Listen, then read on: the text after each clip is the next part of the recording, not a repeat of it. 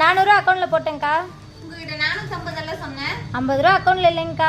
உங்களுக்கு எப்படி தைச்சேன்னு ஒரு குட்டி ஸ்டோரி சொல்லவா? உங்க பிளவுஸ் அர்ஜென்ட்டா வேணும்னு கேட்டீங்க. அதை தச்சு முடிக்கிறதுக்கு 11:30 மணி ஆச்சுங்க. அதுக்கப்புறம் வீட்டுக்கு போய் நாங்க தூங்குறதுக்கு 12:30 மணி ஆயிடுச்சு.